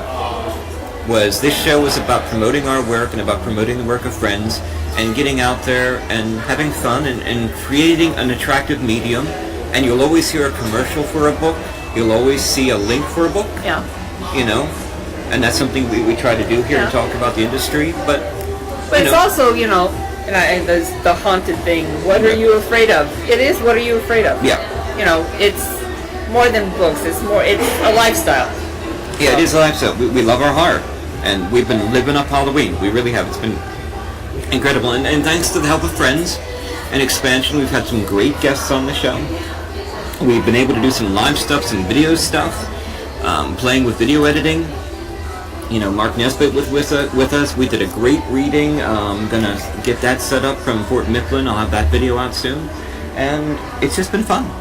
And we've got another year to put together material, and we'll be out there fighting And it won't just be Halloween, because Halloween, if you think of it right, is every day of the year. Halloween is like a Christmas song. Halloween is every day in your hearts. Kill them all. That's a. Now you know why he digs me up only once a year. Once a year, yeah. Help me. Halloween is all the. Kill them all. No, if I sang, everybody turn off their computer right now. Trust me on that one. Yeah, probably. Okay. Yeah. No. No. It's scary stuff. Yeah, I say in the shower, the cat leaves. So anyway. But we're getting ready to start closing down the show. Yes. Yeah, I'm getting tired, and we've been out here since 9 o'clock at Malloween, and it's been incredible. Look at all the people here. I know, and good vibes. Great people vibes, look and they're just having fun. Yeah, it's been. And Halloween is that. It's not Christmas, but Halloween is the joyful time too. It is really joyful. If you really think about it, you have fun at Christmas, but you have the most fun at Halloween. Yeah. I mean, going to the haunted houses and enjoying the spooky stuff and the baking and the darkness. And you can be who you want to be. Right. And nobody minds. Right. And you can be P.D. Cacek and T. Fox Dunham. As I said, Phil Thomas wasn't able to make it today. He is taking care of his mom. J.D. Dodson is kind of stuck but having fun this Halloween, and we played a short story from him. We've had some great content. I want to thank everybody who's been taking care of us in October. This is our October special, our Halloween special, episode 65, Trick or Treat, here at Uncanny Comics in the King of Prussia Mall. I got to thank my wife for being extraordinarily supportive this month. Getting us to the places we need to go, supporting the equipment, parking at Penhurst. We've been at Penhurst twice. Got to thank Penhurst for taking care of us and giving all those free VIP passes. Those were great.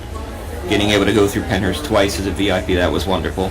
Got to thank Katrina Weidman from Paranormal Lockdown for spending so much great time with us, and she wants to come back on the show. Fantastic. So got to thank Lloyd Kaufman from Trauma Entertainment for coming on and smashing views of society and freedom of speech, and he just gets out there and he's got so much heart. So thank you, Lloyd, and we just had so many great guests like Debbie Thank Chestnut. you, Uncanny. Oh, thanks, Uncanny, for bringing us out. I'm sure we'll be back. They want us to come back up, and hopefully we'll have some ghost hunts. But can do it. Trish, thank you so much for coming up. Oh, thank you for inviting me and digging me up again. And remember the site. Afraid of Horror and Paranormal Show at www.whatareyoufraidofpodcast.com. And what we're going to do is we're going to close with something a little longer tonight. It's a friend of mine, Tim McLean, and his son Jack. Tim's an author. He helped us devise the questions for the Kaufman interview, and he was just incredible with his questions. He's criticizing some horror movies tonight with his son, kind of a family way to close. Oh, very nice. He's over in Cyprus, and we just want him to play this thing he recorded with Jack, because Halloween, it's great when fathers and sons and daughters and mother and family are getting together and sharing this wonderful horror tradition, and they've got a great relationship. Fantastic. Thought it might be fun for our fans to hear them criticize, father and son criticizes horror movies. Okay. But otherwise, I think we're out. Yeah. Boo to you. Yeah, this Happy is Halloween. T. Fox Dunham. And P.D. Cacek. And we will see you again soon on What Are You Afraid of Horror and Paranormal Show. And please check out the website for our October episodes. We've done some great Halloween stuff. And be safe. Celebrate the New Year. And enjoy Halloween. Like we will be. Always. But thanks for joining me, Trish. It's been really a lot of fun. It has been. And I'm sure you'll be back on the show quite soon. I'm sure.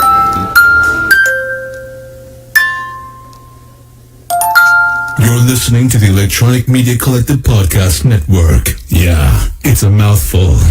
For more great shows, visit electronicmediacollective.com. I'm Jack's dad, Tim, and we're going to talk about some Halloween things and some horror movies that we've seen and that Jack's seen, and then later on we're going to focus on some clown horrors. Yeah. So, Jack, what do you think makes a good horror film? Like, it has to have a scary theme. What do you mean by that? What's a scary theme? Like, something that can scare people. Like what? Like, maybe clowns or... Why do you think clowns would be scary, though? Some people just find clowns a bit scary. I don't know. And you've had a little bit of a run-in with clowns anyway, haven't you? Since, I think last year, the world's been going a little bit clown crazy. Yeah. And you had a little bit of a scare, didn't you? So why don't you tell us about that? Right. So one day on social media, someone posted something saying that they were going to come to our school, like clowns and things. And then someone got it from the school and started spreading it around. So everyone in the school got it, and then one day the teachers just stopped showing us the front gate so we couldn't get to it. And apparently some of our friends seen something outside the gate, so I started believing it. So do you think there was actually clowns outside the gate? Not really. It was just a little rumour going around, but I do kind of believe it as well because the teachers wouldn't let us go near the gates. Oh, okay. So how did that make you feel? Were you scared? Yeah, a little bit, because I wasn't sure if they were going to break in or stuff. What did you think they would do if they did break in? I don't know, probably just scare people and then run away maybe like they normally do. Yeah, okay. Normal videos. Okay. Have you got any other Halloween memories that you'd like to share with me? I do remember running around in like a pig mask scaring people. Oh yeah, because we went out and you were dressed. What did you have? Did you even have a costume? I think it was like I had like a black cape and I wear a pig mask. No, right. And it was a friendly looking pig, wasn't it? No. And, it was quite friendly. It had like a smiley face. It didn't look sinister. It didn't look like an evil pig or anything. I remember it looking like... You know, there were some girls, as we were walking past, and they were saying, pigs aren't even scary. And I was saying, I thought that was the scariest thing, because if somebody comes up to you with a friendly looking pig mask on and like a big knife, it's weird. Like, that's scary, isn't it? Yeah, I it's remember like some sort of psychopath. I also remember seeing like a weird hedgehog thing. What? As in an actual hedgehog? Yeah. Alright. Rolling down the street. You didn't dream that? I don't think so. No, I think you made it dreamt that. So what did we say, right? So what did you say makes a good horror film? Let's focus on that. So it has like a scary theme of something that would scare people. Right. Okay. Well, I can get behind that because otherwise it's not a horror film, right? Yeah. Okay. So can you think of any good examples? Maybe sharks. So. Jaws. All right. Because there's some people argue that Jaws is not a horror film. Yeah. Do you think it's a horror film? I don't really. So I'm not really that scared of sharks if they're on the screen. But I feel like if I meet them in person, it will be scary. Right. But I guess you could say the same about anything, right? Because, I mean, I'm not really scared of ghosts when I see them on the screen, but if I saw a real one, then I might be scared. It's true. So, but I guess Jaws is not really a Halloween movie, but I still think it's a horror movie. Yeah. Because it's scary, it still right? gives you a few scares in the film. So what kind of scares do you think make something scary? Like what would it take to scare if you? you're not expecting it, but then it jumps out on you. So jump scares? Yeah. Oh, okay. When you're not expecting them. Right. But you always expect them because they build up the music, right? And then there's a wah! Not always. Okay. So what's your favourite scary film that you've ever seen? Probably It, because it's probably the only It. kind of... Oh, okay, so we're talking about 1990s It, Yeah. which was actually, it's not really, I don't think it's really a movie, it was, I think it was released in 2 parts, or maybe even shown in 4 parts on the TV. Yeah, it was as part of the Stephen King's book. Well, it was Stephen King's book, yeah, but it was shown as like his mini-series thing, so it was mini-series Maxi Terror. That was the tagline, and they showed things like The Stand, and what else was a miniseries? I can't remember now. But The Stand and It definitely were miniseries. I think they made a miniseries of something else as well. I'll come back to it later. Alright. But so what did you think of It, the film? Like, what did you like about it? Did you think it was scary? Now this is point out. Jack has just turned 13, and I think I watched this TV program in 1990 when it first aired. So I must have been only about 8 or 9, I guess. And I thought it was terrifying. There was like this, and I had doubts about showing it to Jack because I thought he would be too scared of it. So what did you actually think of it? I just thought it was really bad and I laughed the entire way through. Yeah, you really laughed. You laughed all the way through, kind of the same way that maybe I would laugh my way through The Toxic Avenger or maybe we'll watch that one day when you're a bit older.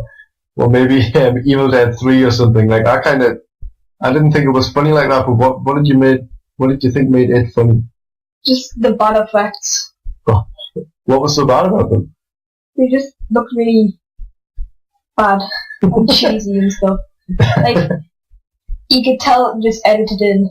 So it didn't look realistic? No, not at all. The new It though, would be better. Well, we haven't seen that.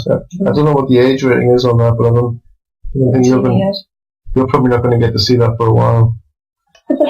So what parts of the movie stand out to you? Can you remember any bits? The Georgie scene when he finds when we first see. As in the opening scene? Yeah. Oh, okay. When we first see Pennywise. And did you think that was scary? Not at all. Not even like when you see the teeth come really close to the screen? And... Nah.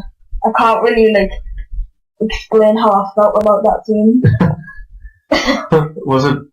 Did it make you want to watch the rest of the film? Yeah, but, I wanted to watch it because I've heard a lot about it from my friends, and they said it was a really, really good film. Oh, okay. So what, other than the first scene, then what else stood out for you? Because I thought that was terrifying when the teeth come close to the screen and it's like, Nah. It didn't really find that scary compared to, what my friends have shown me. What did you see in them? What did you see that's scarier than that? I don't know, I used to watch, a lot of, alien and ghost videos when I was quite young with you. Right. And they when people say they've seen a real alien and they scare like those things we watched on YouTube. Because I used to stand in the bathroom and cry because I couldn't come out the bathroom because I thought something was going to be there to get me or something. Okay. I got really scared. But you didn't get scared of it? No. What about other scenes then? What other scenes are there? What can you actually remember about the film, first of all? Like, what actually happens in the film? So, there's, a clown thing called Pennywise, right, who feeds off children's fears. Right. I think it's every 30 years or something he wakes up to feed, right? So, he goes around, children, and lures them into somewhere, and then, morphs into, the fears, and then kills them. Right. So why do you think he appears as a clown? Because, it might be something that kids like, and, it gets them into places. Oh, so he lures them in with this friendly clown thing, and then he comes with a horrible yellow teeth. Because he says he's a Pennywise, a dancing clown. Right. And then... Do you see him dancing in the movie? I don't know. I don't remember him dancing. He just calls himself that. There's a great scene when he opens the book. When they're looking through the photos and they all come to life and they start moving and things. And then he gets on the lamppost and starts talking to them. That was really cool. Did that not freak you out? That freaked me out a little bit, actually. Probably the only part that freaked me out. I remember the sewer scene where he goes through the vents and stuff. When he's just the lights. Yeah. The dead lights, right? Dead lights. Yeah. Did that frighten you? No? Did any of it frighten you? Not really. I like the library scene a lot as well. When they were older and they were in the library.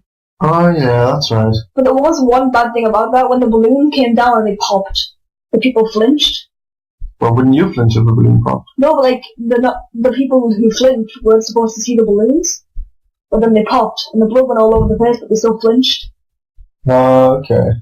I didn't. Yeah, I know. So there was people in the library who were just normal people, right? Yeah, but they can't see Pennywise. Right. Or the things that he does. But then the balloons came down and they popped with blood and stuff. And they all flinched away from them. Yeah. I suppose, to give them credit, it must be pretty hard to be in a movie and have something pop and squirt stuff on you without you reacting at all. That would be pretty hard, wouldn't it? Yeah, but yeah, I know what you mean. It kind of takes you out of the movie, doesn't it? Yeah. I actually really... What did you think of the bit in the Chinese restaurant? When they had the Chinese crackers. Yeah, can you... And they opened them up. Why don't you explain what happened to them? So they opened them up and all the fear started coming out of the fortune crackers. And, fortune cookies, right? Yeah, that's it. One was a cockroach and one was filled with blood. Yeah, one was like a sort of funny crab pincery thing. Yeah. What did you think of them?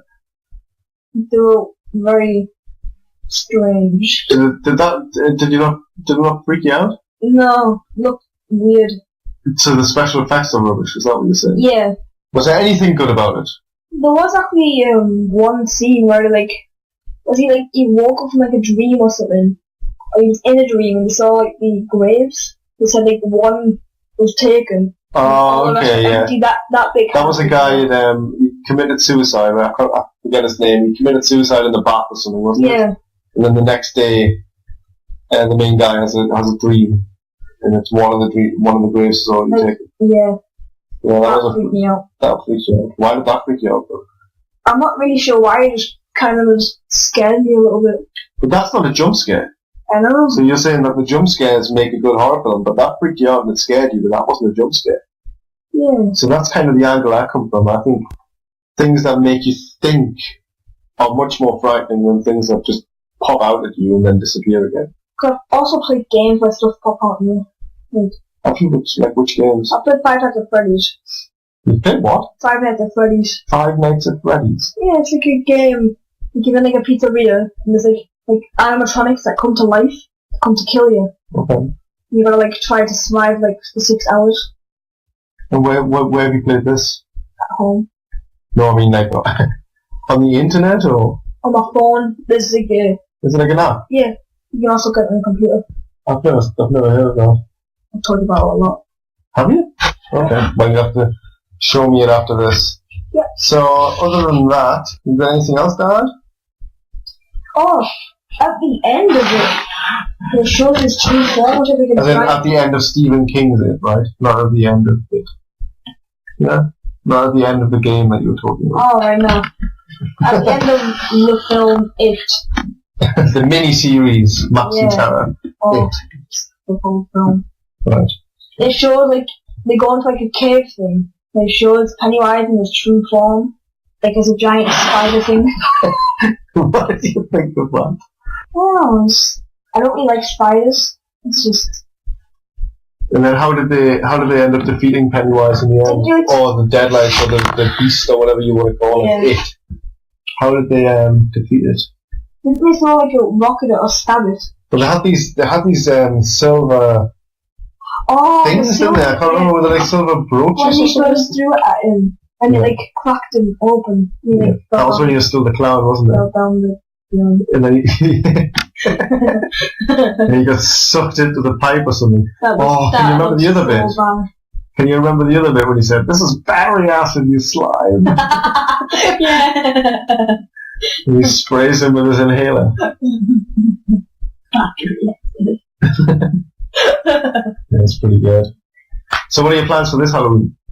It's weird because we're in Cyprus at the minute and it doesn't feel very autumnal, does it? Because it's really hot. Well, it's not really hot, it's just... Well, it's pretty hot. We were out at the water park today and we got sunburn and... I got somewhere in my nose. Yeah. So it doesn't feel all that autumnal. It doesn't feel hot, but like, it is hot. Like, gets you sunburned easily. It's a little weird. So it doesn't feel much like Halloween at the moment. Yeah. But what are you doing? What do you do to get yourself in the Halloween mood? Have you got any Halloween parties to go to this year? Or? No, you don't do Halloween parties in school anymore. No, how come? Because I've gone to a secondary school now. You're too old. No, they still do Halloween parties in school. Dear. Don't do that in primary schools. Oh, that's a bit lame, isn't it? So I feel like for this Halloween I might go out and like scare people. How are you going to do it? What are you going to dress on? I don't know, I'm just going to hide in the bush and like maybe pour water on them. Why don't you dress as a clown? No. Don't you get arrested for that? Oh. Yeah, don't do that. Don't dress as a clown. Yeah, I'm not going to. I'm really not going to. So there's a bit of advice for everyone out there. Yeah, don't dress up as a clown and go out scaring people. Apparently last year, just before like it started to stop, you can get arrested for it. No, we don't want that. Nobody wants to get arrested. Yeah, you don't want to get arrested. No. And you don't want to scare people into actually thinking that you're really going to... Yeah, they like run around like chainsaws and stuff. I don't know, there was a lot of rumours about this whole clown thing. But at the end of the day, it's about as scary as Stephen King's It. Isn't it? I mean... Yeah. Well, I mean, it's a bit weird if you were just stalked by somebody in the middle of the night wearing a clown mask. That would be pretty scary. Like, that's fucking real. Yeah. But, instead of just seeing on like... But what about just kids coming to scare people in school? Do you think that's really scary? I don't know. Not really. I guess maybe in America it's a different way. People bring guns to schools and have all these horrible massacres and things. Yeah. But we don't really have that problem out here. Oh. Right time? Well, I'll tell you what I'll do to get in the Halloween spirit. What? Drink hobgoblin beer. It's the best. It's the best thing to drink at Halloween because it's got look at the design on the bottle. It's so good. It's not really that scary, like. But yeah, it's not scary. Halloween. I think it's quite Halloween. It's a goblin. Yeah, true. But actually, the dual that beer is actually good. Yeah, it's from the Witchwood Brewery. Really good. Not that I'm sponsored by the Witchwood Brewery or anything like that. I just really like them. My favourite one they do actually is Goliath beer, but that's not very Halloween, isn't it? Halloween, but they also do one called Witchwood, which is quite nice. Never heard of it. No, but you don't drink beer, so. Nope. Well, what about if they did like a hobgoblin Sprite or something? Would you drink that? Probably not. Why? Even if it had a picture of a hobgoblin on the front. Just a Sprite can with a hobgoblin. Yeah. Or like a ghost or something like or skeleton Sprite. Oh, that sounds good. Yeah. Could be bone flavoured. Bone flavoured. Yeah. It tastes just like a bone. Mmm. That doesn't taste nice. How do you know? You've had pork chops before, haven't you? I've eaten bone before, I didn't like it. Oh well. I guess that's it. Yeah. So the verdict on it, let's say, if we were going to give it a score out of 10, what would you give it? 6. 6? Yeah. Because it had some scary scenes, but I also found it really funny. Well, actually, after rewatching it, I think I would give it probably less than that. I think maybe even a 4. That wasn't my first time ever watching it. I think when I first watched it, I would have probably given it 9. Yeah, something like an 8 or a 9. But watching it again, it's doesn't. It's dated very badly. You should go watch the new one then. But the new one apparently is all jump scares, so I don't know. Maybe it's not really my thing. Maybe you would like it more. Maybe, yeah. Other than that, what's the scariest thing you've ever done? Oh. I'm not sure actually. I've done a lot of scary things. Have you? Probably the scream or the hair raiser. Oh, you mean the theme park rides? Yeah. Oh, okay. Yeah, that's pretty scary. I cried before both of those rides. Well, we're not going to cry now, because we're just going to say Happy Halloween, so say Happy Halloween. Happy Halloween! Happy Halloween!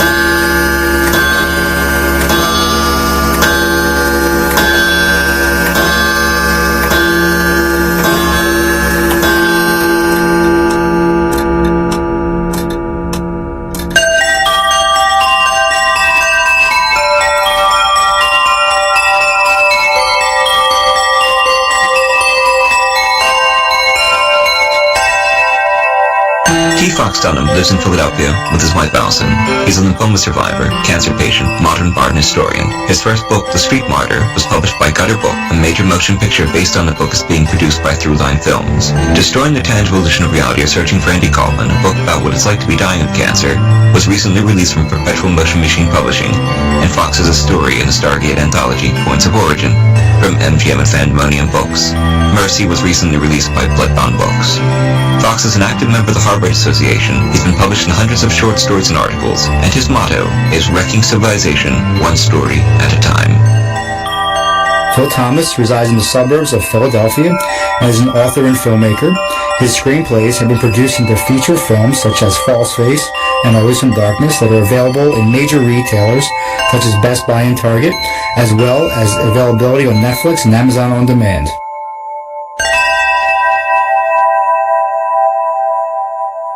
The views expressed and the opinions given by the individual host and their guests do not necessarily reflect those of Para X, its affiliates, or its sponsors.